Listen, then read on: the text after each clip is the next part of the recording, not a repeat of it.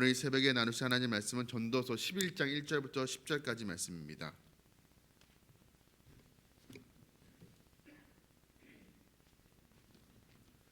전도서 11장 1절부터 10절까지 말씀으로 구약 성경 958면 전에 기록되어 있습니다. 우리 한 목소리로 함께 봉독하겠습니다. 너는 내 떡을 물 위에 던져라. 여러 날 후에 도로 찾으리라. 일곱에게나 여덟에게 나눠 줄지어다. 무슨 재앙이 땅에 임할는지 내가 알지 못함이니라. 구름에 비가 가득하면 땅에 쏟아지며 나무가 나무로나 북으로나 쓰러지면 그 쓰러진 곳에 그냥 있으리라. 풍세를 살펴보는 자는 파종하지 못할 것이요 구름만 바라보는 자는 거두지 못하리라. 바람의 길이 어떠함과 아이벤 자의 태에서 뼈가 어떻게 자라는지를 내가 알지 못함같이 만사를 성취하시는 하나님의 일을 내가 알지 못하느니라. 너는 아침에 씨를 뿌리고 저녁에도 손을 놓지 말라. 이것이 잘 될는지 저것이 잘 될는지 혹 둘이 다 잘 될는지 알지 못함이니라. 빛은 실로 아름다운 것이라. 눈으로 해를 보는 것이 즐거운 일이로다. 사람이 여러 해를 살며 항상 즐거워할지로다. 그러나 캄캄한 날들이 많으리니 그날들을 생각할지로다. 다가올 일은 다 헛되도다. 청년이여 내 어린 때를 즐거워하며 내 청년의 날들을 마음에 기뻐하여 마음에 원하는 길들과 내 눈이 보는 대로 행하라. 그러나 하나님이 이 모든 일로 말미암아 너를 심판하실 줄 알라. 그런즉 근심이 내 마음에서 떠나게 하며 악이 내 몸에서 물러가게 하라. 어릴 때와 검은 머리의 시절이 다 헛되니라. 아멘. 우리가 이제 전도서의 마지막 부분을 이제 살펴보게 됩니다. 전도자는 지금까지 알지 못한다, 헛되다라는 말을 지속적으로 반복하고 있습니다. 실제로 우리 인간은 한치 앞을 알 수 없는 존재로 이 세상을 살아가고 있습니다. 그러나 전도자는 이 세상을 우리가 알 수 없기 때문에 의미가 없다라고 이야기하는 것이 아닙니다. 이 알 수 없는, 예측할 수 없는 이 세상 속에서, 불확실한 세상 속에서 우리가 어떻게 지혜롭게 살아야 되는지에 대해서 오늘 전도자는 우리에게 가르쳐주고 있습니다. 1절 말씀입니다. 너는 내 떡을 물 위에 던져라. 여러 날 후에 도로 찾으리라. 우리가 오늘 말씀을 읽을 때, 읽고 나서 이 말씀이 바로 직관적으로 무슨 뜻인지 이해하기가 참 어렵습니다. 왜냐하면 비유적으로 말하기 때문에 그렇습니다. 내 떡을 물 위에 던져라. 그래 여러 날 후에 도로 찾으리라. 왜 난데없이 떡을 물 위에 던지라고 말하는 것일까요? 그리고 또 도로 찾는다는 단어는 무슨 뜻일까요? 물 위에 떡을 던지면 그걸로 끝이지 어떻게 여러 날이 지나서 다시 찾을 수가 있으며 찾을 수 있다고 한다고 다시 먹을 수 있겠습니까? 이 말씀은 비유적으로 지금 자선과 구제를 행하는 삶을 이야기하고 있는 것입니다. 실제로 이 성경 말씀이 쓰여질 그 당시에, 고대 당시에 선을 행하고 식물을 물에 던지면 언젠가 도로 받으리라는 그런 의미의 격언들이 있었다라고 합니다. 예를 들면 이런 것입니다. 선행을 하라. 내 빵을 물에 던져라. 그러면 어느 날 내가 그것을 발견하게 될 것이다. 평상시에 꾸준하게 이웃에게 빵을 던지면, 자비를 베풀면 언젠가 자신이 갑작스런 도움을 받을 일을 당하게 됐을 때 그 빵을 던졌던 대상들, 도움을 받았던 사람들로부터 자신이 도움을 받을 수 있을 것이라는 그런 뜻입니다. 선을 행하면 언젠가 여러 날 후에 도로 돌아오겠다, 찾을 수 있다라는 그런 뜻입니다. 2절도 같은 의미입니다. 일곱에게나 여덟에게 나눠줄지어다. 무슨 재앙이 땅에 임할는지 내가 알지 못함이니라. 일곱에게 여덟에게 나눠주라는 말은 무엇입니까? 선행을 베풀 때 되도록 여러 사람에게 선행을 베풀라는 뜻입니다. 이것은 어떻게 보면 좀 순수한 의미와는 다른 뜻으로도 해석될 수가 있습니다. 한 사람에게만 선행을 베풀다가 나중에 내가 위기에 처했을 때 그 한 사람이 나를 외면하면, 모른 척하면 내가 도움을 받을 수 없으니 한 사람만 집중적으로 도와주지 말고 7사람, 8사람, 여러 사람을 도와주는 게 좋다라는 그런 뜻입니다. 이게 마치 예수님께서 말씀하셨던 불의한 청지기 비유와도 같습니다. 청지기 비유의 내용이 무엇입니까? 불의한 청지기가 주인의 재산을 함부로 사용하다가 이제 해고될 위기에 처했습니다. 먹고 살 일이 이제 걱정이 된 이 불의한 청지기가 한 일이 무엇입니까? 주인에게 빚진 자들을 다 불러 모아서 그 빚을 자기 마음대로 다 탕감해 줍니다. 방법은 잘못됐지만 나름대로 생존을 위해서 자선이라는 방법을 사용한 것입니다. 주인에게 빚졌던 사람들을 자신이 탕감해주면 자신이 직업을 잃었을 때, 해고됐을 때 그 은혜를 입은 사람들, 자선의 혜택을 받은 사람들로 하여금 자신을 도와주리라는 그런 기대를 지금 갖게 만드는 것입니다. 비록 주인의 돈이지만 또 방법은 잘못됐지만 여러 사람을 도와주는 것 자선으로 나중에 자신이 어려움을 처했을 때 도움을 받으려 했던 또 지혜로운 모습을 볼 수가 있습니다. 오늘 전도자는 우리에게 재물을 많이 쌓으려는 불확실한 시대이기 때문에 재물을 더 많이 쌓으려는 그 어리석음을 버리고 오히려 가난하고 어려운 자들을 돌아보고 그들에게 나누고 베푸는 삶을 살라고 그렇게 이야기를 하고 있습니다. 그렇게 하면 언젠가 자신에게 임할지 모르는 재앙의 날에 도움을 받을 수 있다라고 지금 권면하고 있습니다. 우리가 사람들이 잘 되고 형통하면 그 형통함이 평생 그렇게 갈 것이라고 우리가 착각을 할 때가 많이 있습니다. 그러나 전도자는 반드시 재앙이 우리 삶 가운데 언제 임할지 알지 못한다라고 이야기하고 있습니다. 형통한 날이 있으면 언젠가는 곤고한 날이 있기 마련이라고 이야기합니다. 그래서 곤고한 날을 형통할 때 미리 대비하라는 것입니다. 그런데 그 대비가 무엇입니까? 세상 사람들은 앞날이 어떻게 될지 모르기 때문에 불확실하기 때문에 한 푼이라도 더 아끼고 나누지 말고 더 쌓아두라고 더 저장하라고 이야기하지만 오늘 전도자는 반대로 한치 앞을 알 수 없는 불확실한 미래이기 때문에 더 나누는 삶을 살라라고 그렇게 이야기하고 있습니다. 예수님께서 그렇게 말씀을 하시죠. 마태복음 6장에 이렇게 말씀하십니다. 땅에 재물을 쌓아두지 말고 천국 창고에 재물을 쌓아두라고 그렇게 말씀하고 있습니다. 저와 여러분이 불확실한 시대 가운데서 우리가 갖춰야 될 지혜로운 성도라면 가져야 될 첫 번째 자세는 무엇입니까? 불확실한 시대 때 나누고 베푸는 삶을 살아야 될 것입니다. 두 번째로 오늘 전도자가 이야기하는 것은 4절 말씀입니다. 풍세를 살펴보는 자는 파종하지 못할 것이요 구름만 바라보는 자는 거두지 못하리라. 이게 무슨 뜻이냐면 바람이 어디로 부는지 그것을 풍세를 살펴보기만 하면 때를 놓치고 모종을 심지 못하고 파종하지 못한다. 구름만 바라보는 자는 거두지 못한다. 바람이 어디로 부는지 비가 올 것인지 안 올 것인지 그것을 분석만 하고 따지고만 앉아있기만 하면 아무런 일도 하지 않고 있으면 그저 허송세월을 흘러보내게 된다는 것입니다. 지나치게 분석, 물론 분석도 해야 되지만 지나치게 앉아서 불확실하기 때문에 섣불리 행동해서는 안 된다는 마음으로 분석만 하고 있으면 열매를 맺지 못한다는 뜻입니다. 물론 우리가 모르는 것이 많습니다. 뭔가 우리가 행동하기에 뭔가 변수가 있으리라는 생각을 하게 됩니다. 그러면 우리가 어떤 결단을 행동을 하기가 참 힘듭니다. 실제로 우리가 알지 못하는 것 투성이죠. 그래서 5절에서 전도자는 이렇게 이야기합니다. 바람의 길이 어떠함과 아이벤 자의 태에서 뼈가 어떻게 자라는지는 내가 알지 못함 같이 만사를 성취하시는 하나님의 일을 내가 알지 못하느니라. 모르는 것이 많습니다. 바람이 어디로 불어와서 어디로 가는지 바람의 길도 우리가 알지 못합니다. 엄마의 뱃속에서 태아가 어떻게 자라는지 우리가 알지 못합니다. 더군다나 우리는 만사를 성취하시는 하나님의 뜻이 무엇인지 알지 못합니다. 그러나 그렇다고 해서 아무것도 하지 말고 손 놓고 있으라는 뜻일까요? 그것이 아닙니다. 비록 모르는 것이 많지만 그 상황 속에서 성실과 열심을 내서 부지런을 내라고 전도자는 우리에게 권면을 하고 있습니다. 6절 말씀에 이렇게 말씀합니다. 너는 아침에 씨를 뿌리고 저녁에도 손을 놓지 말라. 이것이 잘 되는지 저것이 잘 되는지 혹 둘이 다 잘 되는지 알지 못함이니라. 무엇이 잘 될지 알지 못하기 때문에 무엇이 성공할 길인지 알지 못하기 때문에 완벽하게 알 수 있을 때까지 그냥 손 놓고 있어라. 분석만 하고 있으라는 말이 아니죠. 무엇이 잘 될지 어떤 게 잘 될지 모르기 때문에 이것도 해보고 저것도 해보고 다 시도해보고 다 노력하라는 부지런히 행하라는 그런 말씀입니다. 모든 상황에서 상황을 핑계대지 말고 일하지 않으려고 행동하지 않으려고 이유를 대려면 수백 가지 수천 가지 이유를 댈 수 있을 것입니다.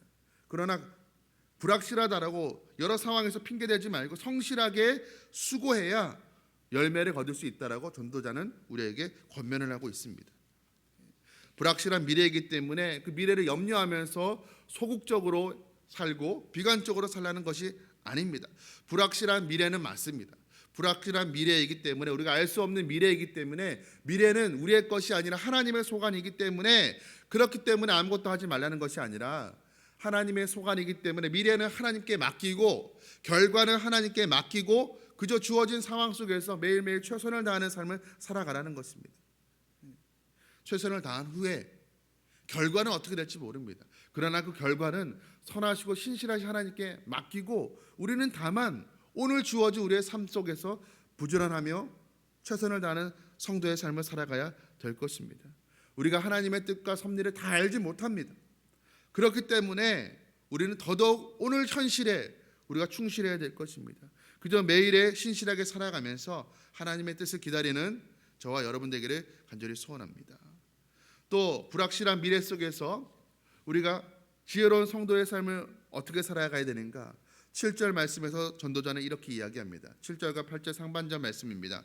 빛은 실로 아름다운 것이라 눈으로 해를 보는 것이 즐거운 일이로다. 사람이 여러 해를 살면 항상 즐거워할지로다. 전도자는 눈을 들어 해를 바라보면서 아름다운 그 빛을 만끽하라고 이야기하고 있습니다. 이 빛이라는 것은 무엇이냐? 기쁘고 즐거운 일, 행복했던 일, 삶의 활력이 넘치는 일, 이런 일들을 의미하는 것입니다. 그러니까 전도자는 우리 삶 가운데 기쁨이 되는 일들이 있으면, 즐거워할 일이 있으면, 행복한 일들이 있으면 그것을 충분히 누리라고 권면하고 있습니다. 여러분, 사람은 빛이 있어야 살아갈 수가 있습니다. 빛을 보지 못하면 정상적인 생활을 할 수가 없습니다. 그래서 죄수 중에 아주 가혹한 벌을 주는 사람에게 수일 동안 아주 캄캄한 독방에 가두어 두죠. 그러면 단순히 빛을 받지 못하는 삶을 살아가는 것일 뿐인데 그것 때문에 그 사람의 삶이 거의 망가지게 됩니다. 활력을 잃어버리게 됩니다. 그래서 전도자는 이 빛을 마음껏 만끽하며 누리며 즐기며 살라라고 이야기합니다. 여러분, 우리에게 어떤 주어진 즐거운 일들이 있습니까? 우리가 그 행복을 즐길 수도 있어야 될 것입니다. 주님 안에서 현재 행복을 마음껏 즐기며 우리가 살아가야 될 것입니다. 그러나 전도자는 그 빛나는 삶만을 노래하고 있지는 않습니다. 오늘 본문 8절 하반부에 그러나 캄캄한 날들이 많으리니 그 날들을 생각할지로다. 다가올 일을 다 헛되도다. 전도자는 햇빛이 쨍쨍한 날도 있겠지만 캄캄한 날들, 어두운 날도 있을 것이라는 것을 우리에게 가르쳐 줍니다. 사람이 형통하고 풍요로우면 언제나 햇빛이 쨍쨍한 날만 있을 것이라고 우리가 착각하게 되고 교만하기 쉽습니다. 이런 즐거움과 행복이 영원히 지속될 거라고 생각하면 내 인생의 주인인 나라고 착각하기가 쉽고, 내가 꿈꾸고 내가 희망하고 노력하면 모든 것을 다 얻을 수 있고 누릴 수 있다라고 우리가 착각하기가 쉽습니다. 그런 망상에 사로잡히기가 쉽습니다. 때문에 전도자는 우리 인생 가운데 빛만 계속되는 것이 아니라 캄캄한 날, 어두운 날도 있을 것이라고 기억을 합니다. 이야기하는 것이 무엇입니까? 우리에게 즐거운 일이 있으면 마땅히 즐거워하여라. 그러나 즐거워하되 어두운 날을 생각하라는 그런 뜻입니다. 그러면서 9절 말씀에서 이렇게 말씀합니다. 청년이여 내 어린 때를 즐거워하며 내 청년의 날들을 마음에 기뻐하여 마음에 원하는 길들과 내 눈이 보는 대로 행하라. 그러나 하나님이 이 모든 일로 말미암아 너를 심판하실 줄 알라. 우리가 이 말씀 잘 알고 있는 말씀입니다. 이 말씀 우리가 보통 이해할 때 전반부에, 이 말씀의 전반부에 어린 때를 즐거워하며 청년의 날들을 마음에 기뻐하며 마음에 원하는 것과 내 눈이 보는 대로 행하라. 이 말씀 우리가 곧이곧대로 듣지 않았습니다.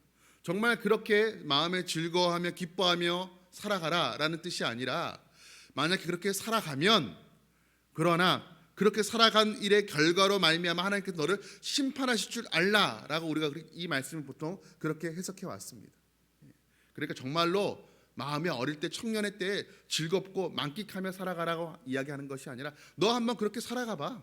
살아가면 그럼 그것 때문에 심판받을 거야 라고 즐거움을 억제하고 억누르고 살아가라는 그런 말씀으로 우리가 많이 이해를 했습니다. 그러나 또 다른 해석도 할 수가 있습니다. 정말로 그렇게 즐거워하며 살아가라는 것입니다. 하나님께서 주신 하루 속에서, 그 청춘 속에서 과감하게 할 수 있는 것들을 행하면서 재미있고 즐겁게 살아가라는 것입니다. 우리가 과거에 이 말씀을 그렇게 우리가 설교 가운데 배우고 우리가 그렇게 해석했던 이유가 있습니다. 왜냐하면 젊은 날에 불확신 것들이 많이 있습니다. 불안과 염려를 어떻게 조절할지 모르고 또 자제력이 약해서 정말로 즐겁게 마음껏 누리며 살아가라고 하면 방탕한 삶을 살아가게 될 것이라고 어른들이 그렇게 염려하기도 했습니다. 그래서 그렇게 살아가면 안 된다. 이것도 하면 안 되고 저것도 하면 안 된다. 그렇게 억제하고 자제시키는 말씀으로 이 말씀을 많이 해석했습니다. 그러나 다르게 해석하면 전도자는 정말 청춘들에게 과감하게 행하라고 재미있고 즐겁게 살라라고 이야기합니다. 하고 싶은 것, 할 수 있는 것이 있다면 마음껏 해보라고 격려하고 있습니다. 그러나 이것을 방종을 권면하고 있는 것으로 오해해서는 안 될 것입니다. 그러나 한 가지만을 기억하라고 있습니다. 무엇입니까? 하나님의 심판이 있을 것이라는 것. 이 말이 그렇게 살아가면 즐겁게 살아가면 하나님이 심판할 거야 라고 이야기하는 것이 아니라 즐겁게 살아가되 하나님의 심판이 있을 줄 알고 방종하면서 살아가지 말라는 것입니다. 울타리를 쳐주고 그 울타리 안에서 마음껏 뛰놀고 즐겁게 살아가라는 것입니다. 기쁨을 누리고 즐거워하되 행복한 삶을 추구하되 그러나 하나님의 법도 안에서 하나님의 울타리 밖을 벗어나지 말고 그 울타리 안에서 마음껏 즐겁게 살아가라고 말씀하고 있습니다. 여러분, 우리가 경건함과 거룩함을 많이 오해했습니다. 뭔가 웃지 않고 무뚝뚝하고 경직되어 있고 즐거움을 누리지 아니하고 금욕적인 삶을 살아가는 그것을 거룩이라고 경건이라고 우리가 많이 오해했습니다. 그러나 그렇지가 않습니다. 하나님께서 우리에게 주신 그 먹고 마시고 즐거워하는 그 일상의 즐거움을 우리가 누리며 살아가길 하나님은 원하십니다. 여러분, 우리가 가만히 가슴에 손을 얹고 생각해 보십시오. 우리가 즐거워하지 않고 행복하지 않고 살아가면 그것이 정말 행복할 수 있을까요? 그렇지 않습니다. 오히려 교회 안에서는 사람들 앞에서는 경건하고 거룩해 보기 위해서 웃지 아니하고 즐거움을 추구하지 아니하며 살아가는 것 같지만 스스로 금욕적으로 살아가는 것 같지만 우리 마음 깊은 곳에서는 그 즐거움을 추구하는 마음이 있기 때문에 엉뚱한 곳에서 잘못된 즐거움을 추구하는 경우가 있지 않습니까? 위선을 행할 때가 많이 있지 않습니까? 그러지 말라라는 것입니다. 하나님 안에서 즐거워하면 그것이 복이라고 성경은 우리에게 이야기하고 있습니다. 오늘 불확실한 시대 속에서 성도가 어떻게 살아가야 되는지에 대해서 전도자는 우리에게 가르쳐주고 있습니다. 첫 번째는 가난한 이웃, 곤고한 이웃을 돌아보고 자신의 것을 나눠주는 삶을 살라라고 이야기하고 있습니다. 그리고 두 번째는 불확실한 미래이기 때문에 염려하지 말고 그것을 하나님께 온전히 맡기고 그저 주어진 하루하루 속에서 최선을 다하며 살아가라는 것입니다. 그리고 하나님께서 우리에게 주신 선물, 현재라는 오늘이라는 이 현재라는 선물을 마음껏 즐기고 감사하며 그러나 하나님의 그 법도 안에서 울타리 안에서 즐거워하며 하나님을 의식하면서 살아가라고 우리에게 가르쳐주고 있습니다. 오늘 저와 여러분이 오늘 우리에게 주어진 삶 속에서 우리의 가진 것들을 더 움켜쥐려 하는 것이 아니라 주변 사람들과 나누고 또 우리의 일상을 하루를 우리가 부지런히 성실하게 살아가면서 하나님께서 허락해 주신 것을 마음껏 즐거워하고 기뻐하면서 행복한 삶을 살아가는 저와 여러분 되시기를 주님의 이름으로 축복합니다. 함께 기도하시겠습니다.